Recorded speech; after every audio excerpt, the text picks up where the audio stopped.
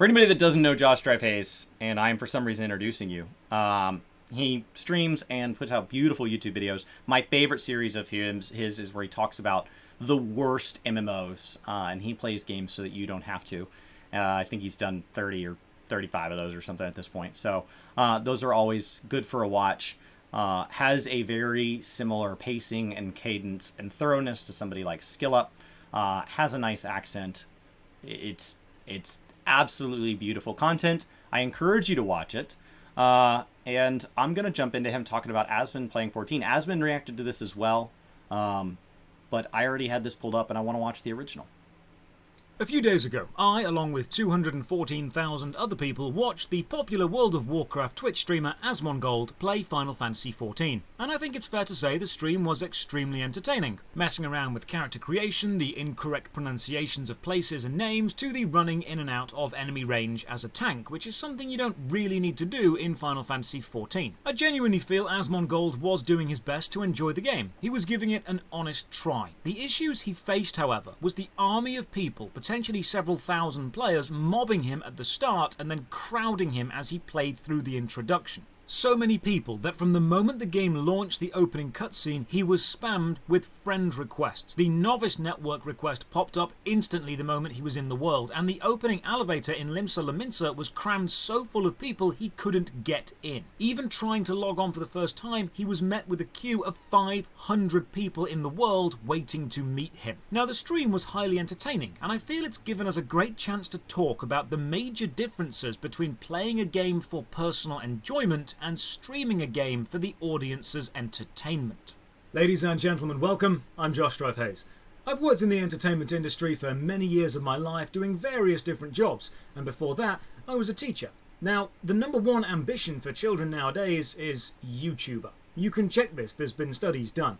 YouTuber or Twitch streamer is the new goal that people want to aim for. Now, when I hear news broadcasters and radio broadcasters talk about this like it's a sudden bad thing, that they don't want to be firefighters and presidents, I would like to remind them that they are also in the entertainment industry and likely didn't want to be a firefighter or a president. That before this, there were people that wanted to be movie stars or TV stars or radio hosts or professional athletes. YouTube and Twitch are simply a new genre of that. There is often an accusation, as somebody who does like the arts, likes going to art museums, likes going and seeing live things such as musicals and plays, there is sometimes an accusation in those communities that people just don't care about art anymore, that they don't want to see the symphony, they don't want to see opera, they don't want to do that. It is simply that art has moved. It is simply that entertainment has moved. There is a number one thing that kind of tends to be highlighted as that example of entertainment, and that has shifted over the years. And so we have moved from live to in formats that can be bigger distributed, things like radio and television and movies, and now we are getting into that streaming type space. It doesn't mean that that's good or bad. It's just a thing that's happened. For many years ago it was astronaut, then rock star, then movie star, then reality TV star. Now it's YouTuber or Twitch streamer. But a lot of people don't understand that playing a game for an audience, playing a game or creating game content as a job is fundamentally different to playing a game in your own free time. There's expectations, there's pressure, there's goals you have to achieve and continue to achieve throughout. So allow me to explain the differences between playing a game in your own free time for your own pleasure and creating video game content for mass consumption. So, using asmongold's latest foray into the... I actually have games that I specifically don't stream, and Brian's even asked me, you know a lot about this game, how come you're not willing to put a guide out on it? Because there are games that I don't want to cross that line. There are games that sharing it with other people, in my opinion, enhances the way I enjoy it. There are some that it is just different. And then there are some games that I actively do not want to content create around. The world of Final Fantasy XIV, let's discuss how Twitch streaming gaming content as a job is quite a lot different to playing games for fun. Whether you personally find asmongold entertaining or not is irrelevant. This is a discussion of the reality of entertaining an audience, not a critique of Asmon's style. Before we begin, consider dropping a like on the video or subbing to the channel for more MMO stuff. Ring the bell for all the future videos. As usual, a massive thank you to all the supporters on Patreon and Twitch. More on how you can support at the end. For now, let's begin. Let's start with the idea of you playing a game for fun. You're sat on your couch or at your PC and you're gaming. Your focus is on the game. You are looking at the game, enjoying the visuals. You are listening to the game, enjoying the music. You're probably reading the text in the game or experiencing the gameplay and the plot, which is all helping to draw you into the world of the game. And most importantly, you're enjoying it the way you want to enjoy it. No one's telling you what you can and can't skip, what you should and shouldn't focus on. You are following your own path entirely to your own standards, especially in this example where he appears to be describing it when you are playing entirely alone. The moment you introduce other people, even friends, that set of expectations starts to shift. Atmosphere is drawing you in, and 100% of your focus is on enjoying the game. You have nothing to worry about other than your personal experience. Now imagine you're standing in a theatre or a cinema, and projected onto the screen is a video of some top-level gameplay. The theatre is full of people watching the gameplay, and you need to comment over the gameplay and entertain them. You don't need to play the game at all. You just need to entertain. Your focus isn't on listening to the music or watching the visuals or reading the text. You can focus 100% of your attention on just commenting on the events. Which he's describing a shoutcaster, right? He's describing somebody who likes sports, maybe doesn't even play sports, or is a retired athlete, and now wants to comment over the top of an event. These are professions that exist in other spaces, and many times are good inspirations. A lot of times what I'm looking at when I'm looking for the next production quality, I find that for me, it's hard to find another creator that's doing exactly what I want to do. And so it's a mix of what other creators are doing that I like, avoiding things that other creators are doing that I don't like, and also looking out at things like ESPN or CNN and saying, how would they handle this with their level of production if they're trying to communicate this? Is there any aspect of that that I might be able to learn from? Engaging with the audience and actually providing an engaging and entertaining experience people want to stay for. In this scenario, 100% of your attention can be dedicated to entertaining others. And that doesn't mean you don't enjoy it. A sportscaster is not like, well, secretly I always wanted a career in makeup and beauty, but I just ended up only being able to get hired for sports. It typically is a lot of work to get there. It typically does not pay well early on. The hours are crap. They're like, yeah, I guess because so-and-so's sick, you can get in your car and cover this event way off in the middle of nowhere. And so it typically is something that comes from a point of passion. I'm not saying once money gets introduced that it doesn't shift, but I do think there is an accusation that they don't even like the game. And I think that really overlooks the effort it takes to get into a space like that. Now imagine you're doing both at the same time with no script, live, for multiple hours. You need to be playing the game and paying enough attention to it that you can answer questions on the story and personally enjoy the story while also engaging with the audience and potentially carrying multiple conversation threads on at the same time. And here's the biggest problem with that. Your attention isn't split 50-50. It's not a fair split between game and audience. It's actually much more heavily weighted in the audience's favor. You need to pay... Yeah, so some people have asked how I've adjusted to this, because obviously I've only been streaming full-time for 6-7 months. I came from this space. So I came from sales, direct person-to-person sales. I've worked in home sales where I was sitting there having conversations with multiple people who had different agendas at the same time, sometimes in a position where I'm sitting on my computer performing a menial task at the same time. Sometimes I'm presenting a contract to a couple. They're both asking a series of questions from their own personal lists that are different while their kids are coming in and out, and I'm engaging with them. And at the same time, I'm putting together their contract on my computer. I am drafting legal documents while I am also doing this. And you have to split focus, and you have to make sure they feel listened to. Not all of those interest me equally, but I liked the job overall. I was proud of what I did. That doesn't mean I would have shown up if they said, hey, the paychecks are going to stop coming, but but I am proud of the work I did. Before that, I was in medical sales. And in medical sales, oftentimes you're there to present, you're there to do a task. Sometimes you're dealing with medical equipment, you're troubleshooting things. And while you're doing that, a nurse is asking you a question, a doctor's asking you a question, an office administrator is asking you a question, a billing person just popped in for a second to ask one thing. You're doing all that, and then you're coordinating with the caterer, because oftentimes you're providing lunch. And so you're coordinating with a caterer, you're lining up your next appointment, your boss wants to check in on how something's going with an appointment that you had yesterday. And all of this is happening simultaneously, and it all has to continue to happen, because if you slow down and do them one at a time, you're not doing your job well. You're not. You won't have success. And so if you want to make it to a top sales spot on that team, you're going to have to learn to juggle. And that does mean that you're probably not putting your full focus on any one task, which does mean that any one task is not getting done perfectly. It's why when you see top-end raters focused on world first progression, they put things over their stream. When I am doing these live, I put things over my stream to warn people that my interaction may be lower than expected, because I'm helping set that expectation that right now I cannot do the level of juggling that is considered standard for the format in which I'm presenting. It's definitely a juggling act.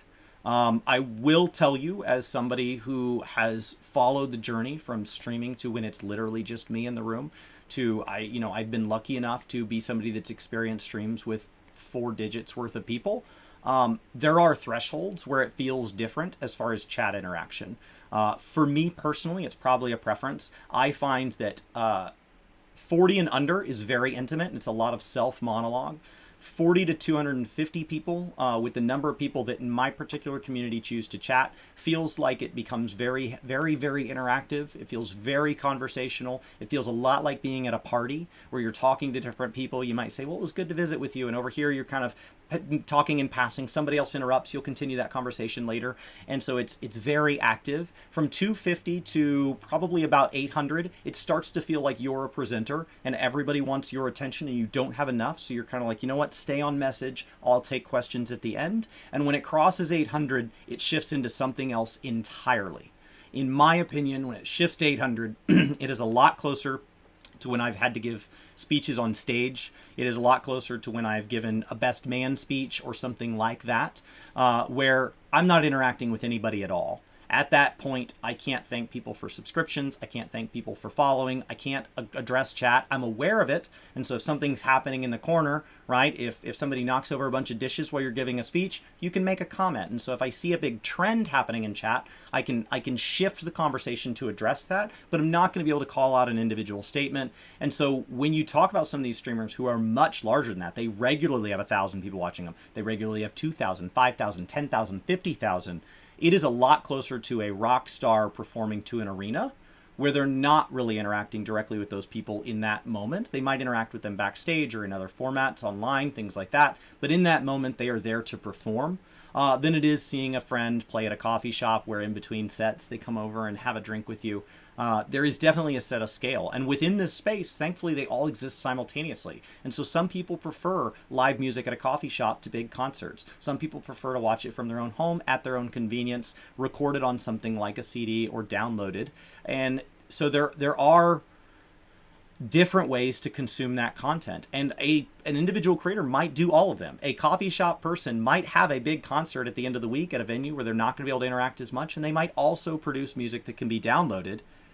It's not that any of those are better. It's just different ways to distribute something that they really care about. A CD, for you younger people in here, was back when we used to carry around physical mementos where we stored things to a limited capacity. Back in the day, you used to have the massive variety of 10 whole tracks of music. As little attention to the game as you can possibly get away with, and devote all the rest of your attention to engaging and enhancing the audience's experience. And it's this balance of personal investment into the game and audience acknowledgement and audience interaction that most streamers get wrong. When you play a game for your own benefit and enjoyment, the game gets your undivided attention. When playing a game for an audience, your attention does get divided between the game and the audience. And if the audience doesn't have enough of your attention, they will leave. This means you will play the game in a way you never normally would. You'll narrate your actions, you'll comment on issues you see instead of ignoring them, you'll exaggerate your reactions to situations. You'll take way longer to play than you normally would because you're reading dialogue out loud and making jokes about it. And all of this energy that's being used to entertain means you, as a player, can't invest as much focus and attention on the actual game as you would be able to if you were playing alone. Streaming a game means you are responsible for providing both high-quality gameplay as a visual medium and high-quality audience engagement, normally as an audio medium, at the same time. This divides your attention and makes you miss all the small things in the game that you wouldn't normally miss. People laughed at asmongold for missing the voice situation filters on the FF14 character creation screen. He was deciding on a voice and only listening to the shouts. He didn't change it to the laughing or the sighing, and people in chat mocked him for missing something so obvious. The fact is, he likely did miss it because the game was not commanding his total attention. His audience were. He was focusing on making one of the dullest sections, character creation, interesting. He was commenting, narrating, joking and talking the entire time. His energy was focused on you as an audience member. And every Twitch streamer will tell you, focusing on entertaining often makes you miss the small things in the game. So any streamer needs to divide their attention between paying personal attention to the game and enjoying the experience of the game and engaging the audience and giving the audience something for their time, a funny anecdote, a humorous story, a personal relation to a conversation that's going on. And one of the biggest things you'll notice if you watch any good high-quality streamer is the insane level of interaction that they constantly keep up. Yeah, it's hard to show just how good asmongold is his job, whether or not you like his style, whether or not you like the way he talks or what he chooses to talk about. It's hard to recognize how good somebody like Zeppla or Mr. Happy are at their job, somebody like Spoofy, until you've tried it. And there are definitely ranges. There are people who are doing this as a hobby. It's true in any space. There are people who maybe act in a local community theater, and that goes all the way up to people who win, a Tony for their time on Broadway. And so there are definitely layers there, and even within game dev, there's people who are hobby game devs, and that goes all the way up to people who are commanding choices that affect entire industries. And it is hard to see the threshold in that moment. It's hard to recognize how good the world's worst professional athlete is, how amazing the slowest person in an Olympic race is. It's hard to recognize just how far above that top 1 or 5 or 10% is above the people who are just getting started. There is this common theme in when people talk about this stuff of this 10,000 hour rule. This idea that if you do something for 10,000 hours, you're a master. It's often misquoted. It's 10,000 hours of intentional practice, not 10,000 hours of showing up. So simply logged on and jumping around Limsa doesn't make you a master of Final Fantasy XIV for having slash played of 10,000 hours. It's 10,000 hours of active improvement. So if you want to be an epic world first raider, what you would be seeking, that example would be 10,000 hours of raiding while actively seeking to get better. That doesn't mean joking around with friends where you're not even paying attention and you're standing and stuff intentionally on a Friday night. That does not include the time you spend doing triple triad. That does not include the time you spend AFK in front of a house if you are lucky enough to have a personal or free company one available to you. It doesn't include that. It's 10,000 hours of intentional practice. However, there have been separate studies done that reveal that to be just not bad, just to not suck at something, the threshold is much, much, much lower. It is not all of us and then masters. There is a gradient. And so to get to where you are better than 40% of the population, 50% of the population, 60% of the population, I've seen estimates that it's much closer to 3,000 hours. I've seen estimates that 30 minutes a day, every day for a month might make you better, depending on how you hone in the definition of that task. If you want to be able to speak a language to a waiter at a restaurant that is in your area and is bilingual because they serve a certain type of food and the employees there are often bilingual, you don't have to be the world's best award-winning poet or doctoral thesis writer in that language to be able to communicate that. You need to have a basic command, possibly with even bad conjugation, of 100, 200, maybe 300 words. Conversational words are often less than 500 people for the average person, 700 people as you get advanced degrees. It really doesn't increase that much. When I lived in Spain, I did not become fluent in Spanish, but I was okay in conversational Spanish. I could take a cab, I could shop at a grocery store, I could eat at a restaurant, I could navigate my way through a train station or buy something off of a menu. I could do this. That doesn't mean I know Spanish. When somebody starts to have a conversation and starts to ask me about complex subjects or anything like that, I very quickly get outside of my comfort. I very quickly. I can talk at the level that they talk to you on the news. Nice, basic words. I can watch a children's cartoon. Those are things I can do. And people laugh at me when I conjugate a word weird, when I phrase a sentence with the words in the wrong order. But I'm communicating. It's getting there. And so if you say, I want to be able to order a restaurant, I want to go to my local pizza place, they speak Italian, I want to order it in Italian, I want to be able to go order a taco from my local taco place where they speak Spanish. You can do it. It doesn't take 10,000 hours. So when we talk about content creation, there is a threshold. If you just want to make content, the easiest thing to do is just start. Just go. Anything worth doing is worth doing well, as a phrase, is missing some context. Anything worth doing is worth doing well, which means it is worth doing poorly on the path to do well. It's worth the journey. It's worth being bad. It's worth attempting to set your foot into something uncomfortable if you want to be comfortable. Going out there and saying, here's somebody who's done it 15 years full-time with a coach, with prep, maybe a genetic or early start advantage, and I tried it 3 times and I wasn't as good as them, so I'm gonna quit. Right? A friend gave me a guitar on a couch once. I thought it was hard. I watched John Mayer play it, so I'm just never gonna try. That's not going to get you there. It's going to take work. 10 years to overnight success is a phrase that was quoted to me all the time in sales. All the time. Because you see somebody get a big account, get an award, and you go, how lucky are they? And what you don't see is the journey that it took to get there. You don't see it. You are there at that moment when you get hired onto a team the same day that they get handed a fantastic account. You don't see everything it took for them to get there. And this is because people's attention spans have been studied and found to have fallen in the recent years. The average attention span for the average audience member is 7 seconds. This means if something doesn't happen within 7 seconds of someone joining your stream or watching your video, they will leave. And this 7 seconds resets every 7 seconds because you have to assume a new audience member is joining every 7 seconds. What this means is if something interesting doesn't happen for 7 seconds,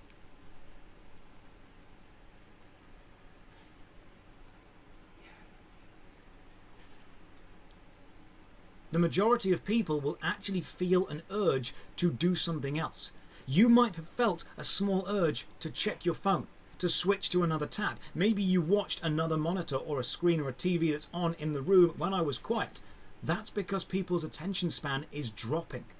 Twitch streamers and YouTubers have to fight for every second of an audience's attention. And unfortunately, this means one of the greatest entertainment techniques is lost. Because all streamers know they're fighting for your attention all the time, they're very hesitant to allow or hold silences, which means the art of the tension-filled silence, the emotional build-up of these slower-paced scenes, is often destroyed. I don't think that's entirely true. I think there's a fair bit of that takes place on a base level, but I do think there's the ability to build anticipation. I do think that there is the ability to set an expectation. I think horror games are incredibly popular for that. You watch somebody for that reaction. I think in the Final Fantasy XIV space, for example, people watch Sprouts clear MSQ. And when you talk to somebody from another MMO, they're like, so you watch somebody clear a really slow story that you've already seen? Yeah. For how long? Oh, I really hope to be there for like 4 or 5 hours. Really? Yeah, because there's going to be this 130 seconds and it's going to be all worth it. We do it. And we sit there and we watch it. World first races, watching people clear 150 fails of the same fail over and over. We're there for the clear. So anticipation is something we build. I do think that silence is something we struggle with because we wonder if something's wrong. And so that is true, but there are times when that is important. There are times when dramatic pauses are important. There are times when you just have that baked in. When people watch Clears of Story, when people watch horror games, those are the two examples that jump out to me where they're there for the journey. But you have to set it up on the front end, and you have to know that growth is going to be slow. Because at that point, the advantage is that you have made an agreement with the audience that you are going to retain one group of people instead of a rotating door of somebody stopping by, asking a question, getting a response, a new person stopping by, the first person leaving, and this rotating thing. You have to shift the perspective. It is very hard to get started in that space. It is very, very hard because nobody can discover you because they come in mid-journey. You've got to have enough of a base that you can rank in the directory, that the algorithm on YouTube can find you. But it can be worth it. It can. There are streams all the time where people just go, what are we watching? We're watching a countdown clock? Yes. There are times when the anticipation is the event. But you've got to set that up on the front end. So I wouldn't say content creation can't do it at all. I would just note that for it to do it, it actually has to distinguish itself into that outlier category. And it's actually what makes those incredibly unique. Imagine watching a streamer play an extremely tense and emotional game with a several minute long cutscene masterfully crafted to build and hold tension. That streamer would feel the urge to talk, to comment, to narrate, and in their mind they are adding to the quality of the stream by keeping the audience engaged. But in reality, they're weakening the impact and the ambience of the scene. It's a horrible catch-22. You need to talk to engage and keep people watching, but you need to remain silent to give them something emotionally worth watching. So now we know that streaming a game means diverting your attention away from just enjoying the game for yourself and instead focusing on providing an entertaining experience for the audience, including narration, comment, critique, reading chat, engaging with conversations, and adding in your own entertaining personality. While I think that's really going to vary by content. I mean, he's definitely catching the generalizations. He's definitely catching the big overarching trends. He's definitely hitting the high points.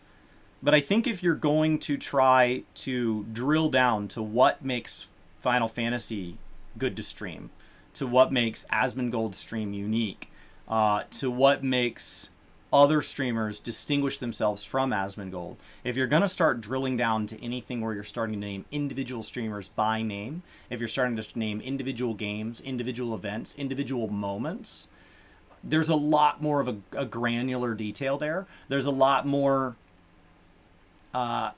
even in his own content, there's a lot more that can be done there. I think not every stream is the same. It's just not. There are times when you are focused on the game. There are times when you are focused on the content, especially when the content needs that. And there are content creators that don't talk during those times at all. Now, when somebody new comes in and they don't see anything for 30 seconds, 40 seconds, no talking, they might leave. But that person has set that up as the type of content they want to create, and that's just the cost of that. In trade, they create something that is truly special. It feels very authentic. And so it does not stop you from being successful. A lot of times people get into content and they look at a pattern that they see within people who are bigger than them or more widely appreciated than them, and they look for a pattern, and that pattern that they're looking for is partially driven by them already knowing the things they don't have, and they're looking for those. And so they say, well, this group of people are all this, and I can't control that. They all were playing before me, or they all look different than me, or they all have access to better microphones than me, or they're from a different part of the world than me. And they're quick to look at those things. But what I would say is, while things you can't control, of course, affect the outcome, usually, in most cases, you have not exhausted the number of things you do have control over. You haven't.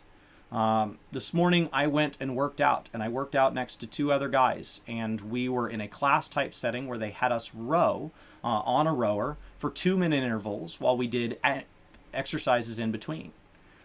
And at the end of those, I was substantially ahead of them. There are stronger rowers that go to those classes, but out of this particular 3, I happen to be the person that rowed the furthest. Now, I have seen these 2 guys in class before. I've run next to them on treadmills. They are stronger runners than me. They are.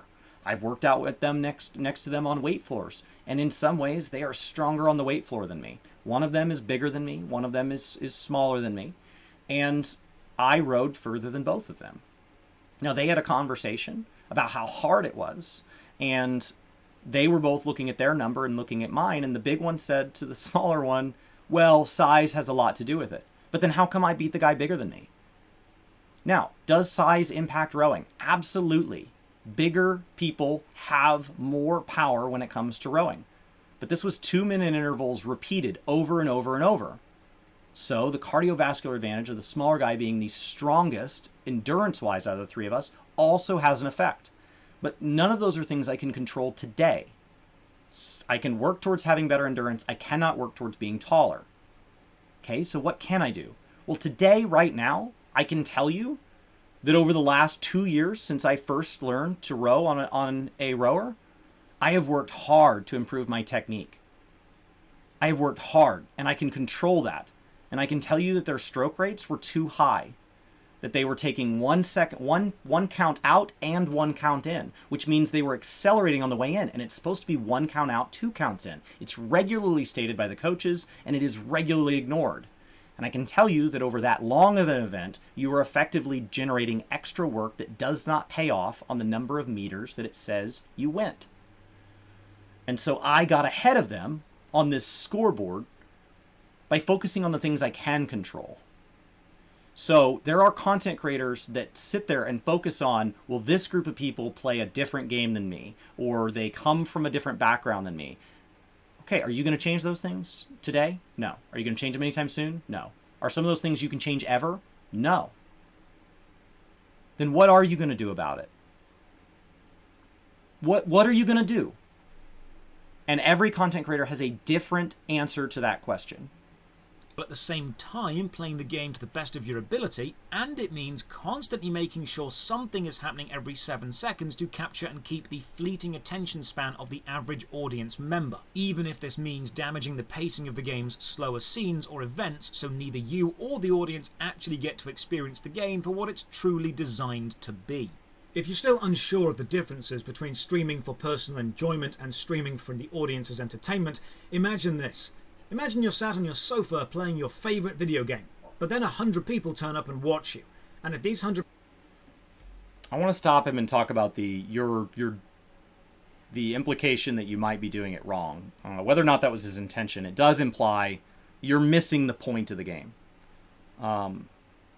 There are people in the 14 community that have said publicly that they would have taken breaks for the game if it weren't for their love of the community. If it weren't for their love of interacting with the way the community plays the game. There are people that would take breaks if it weren't for things that bring them into contact with other people. That means that the game is generating joy in a way other than focusing on the gameplay as your sole and explicit focus. That it is generating playtime for that player that is enjoyable for that player through something other than explicitly and exclusively solo gameplay. There are people that only like to play with friends. There are people that like to only play in group content. There are people that like to do mentor roulette, where they're explicitly going into group content where there's going to be a skill gap. There are times where playing the game in the main way, in the meta way, is not the only way to have fun. And so I would say that one of the things that content creation does is it comes up with new ways to have fun. World of Warcraft has really struggled the last couple of years to generate current content fun for large portions of its player base.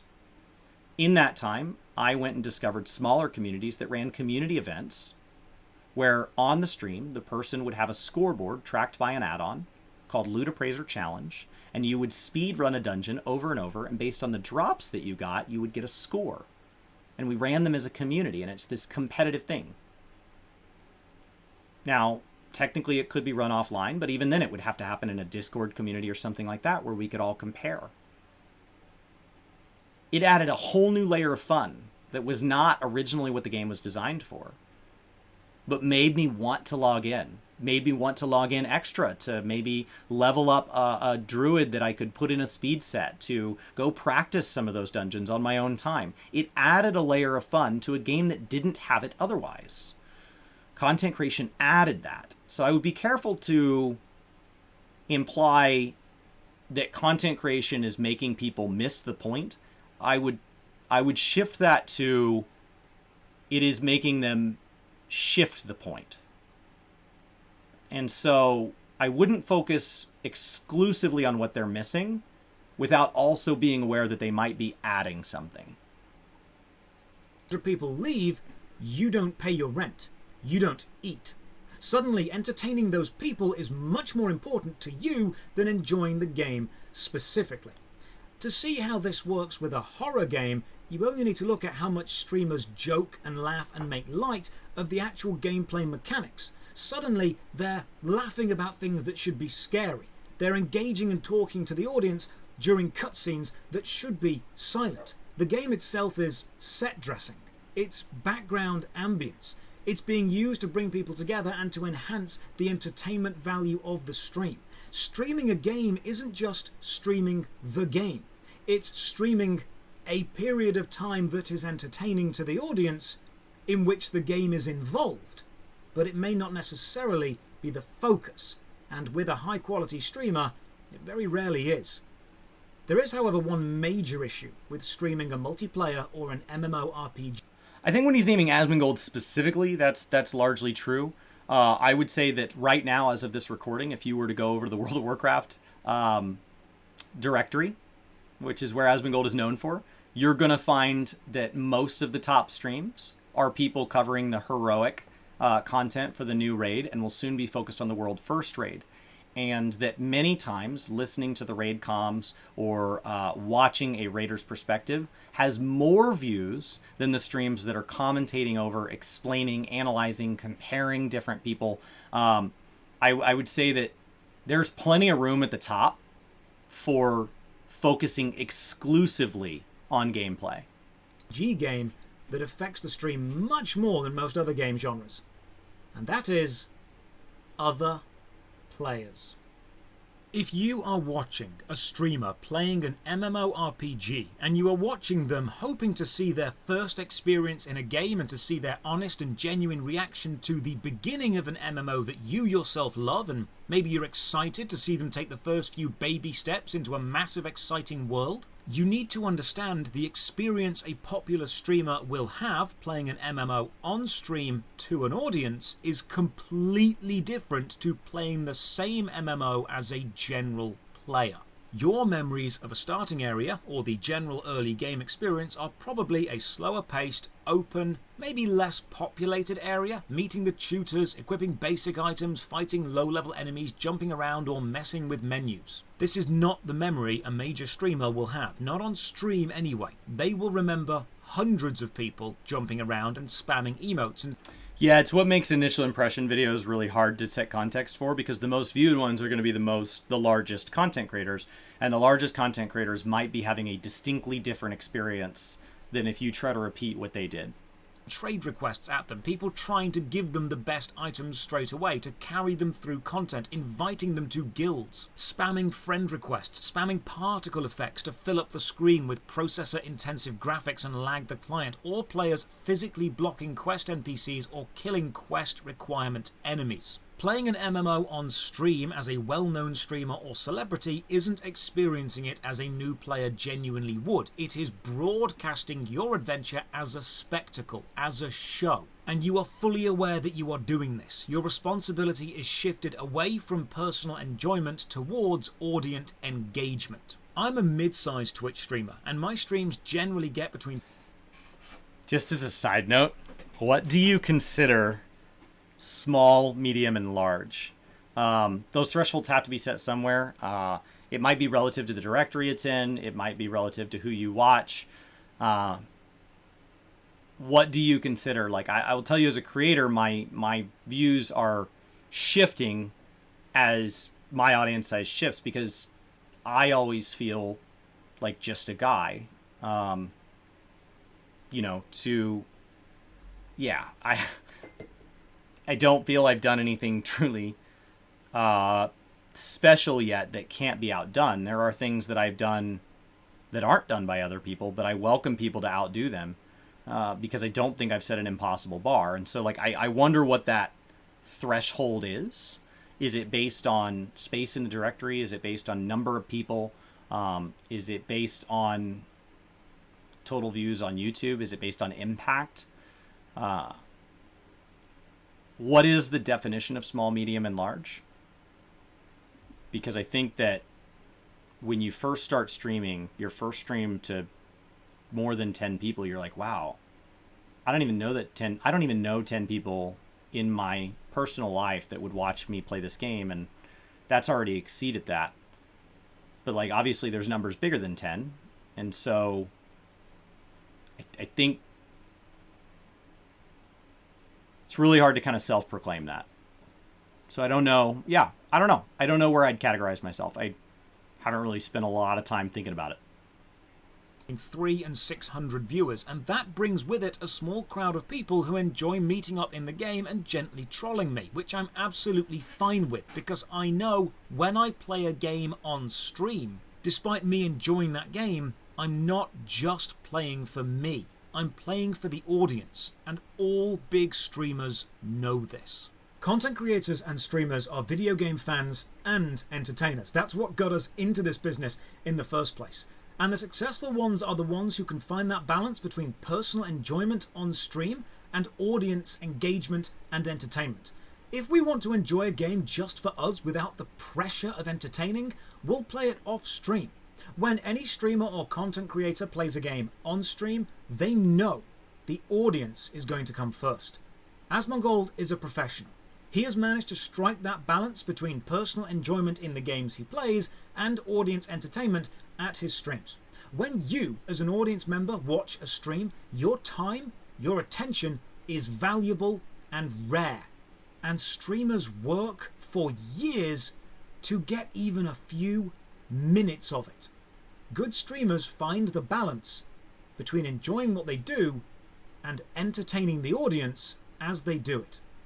So the next time you watch an MMO streamer and you wonder why they're not staying silent and focusing on the game mechanics, or why they're talking so much and missing simple things in the game, or why they're interrupting cutscenes with funny personal stories, remember, Twitch streaming is much more than just playing a game. It's a complex balance of gameplay, engagement, interaction, reaction, and accepted levels of audience trolling. We know you're going to want to get involved. That's the magic of the MMO genre. You can. And as long as that involvement makes the stream more entertaining for the audience, it's exactly what we want. If audience involvement is reducing my personal enjoyment but making the stream more entertaining for the audience, that's fine, because the audience are the focus of the stream. If I want to enjoy the game, I'll play it in my own time. It only becomes a problem when things actively make the stream less fun for the audience, such as having a queue of 500 people waiting to log into a world, because now your responsibility is to entertain people and you've got no gameplay to bounce off to do that. So if you want to be a streamer or a YouTuber, then go for it. But remember, you'll need to learn to love engaging with and entertaining an audience as much as you love the game, because that is the majority of what you will be doing. Asmongold is a video game fan and an entertainer, and he knows the streams are the entertainment for the audience. I truly hope he's got an alternate character and he's playing through in his own time to truly experience the game without the stress of performing. And I hope he enjoys Final Fantasy IV. The reason I don't hope that is because that may interfere with his life balance, and I don't think that expectation should be set. If he doesn't want to, he doesn't want to. He gets a lot of joy out of entertaining. 14. It's a fantastic MMO. If any of you want to join me, I'm on the Omega server. It'd be cool to see you in game sometime. And, as always, thank you for watching. Another massive thank you to all the supporters on Patreon and Twitch who keep the... Yeah, I think Josh hit a lot of valid points. Definitely for summing up an entire industry in 15 minutes, it would be hard to do it without sticking to the high points.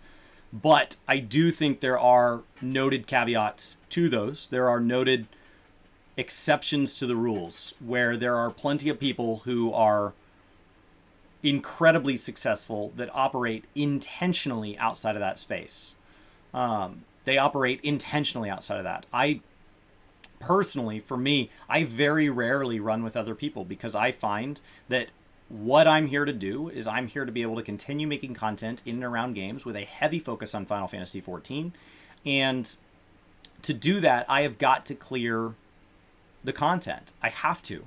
And so a lot of times I don't slow down for Party Finder, not because people wouldn't be willing, but because I want to keep that experience moving and I want to keep it authentic. I don't want to be in groups where I'm saying, yeah, I found every dungeon was really easy because we had this great group. If there's people that aren't taking the content seriously, I want to be exposed to that. If there's a way to gear up, it's why I'm not buying my gear for my crafters, because I want to know more about the crafting system, and crafting my own gear is how you get there.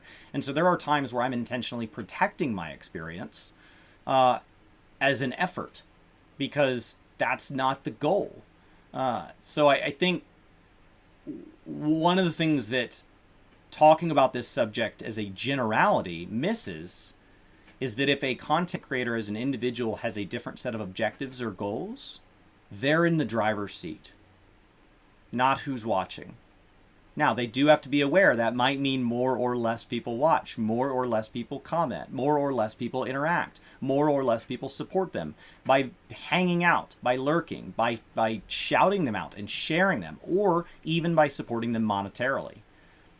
That might have an impact, and so they need to be okay with that. But content creators are in the driver's seat. When I know that a reaction is something that I wish I'd handled better, I have a choice of whether or not to hit publish. I filmed it. I got a chance to decide whether or not to edit it differently. I didn't. I hit publish. I read the feedback. I decided how much I wanted to engage with that feedback. I made that choice. As a result, there are people that may choose to unsubscribe or subscribe for the first time.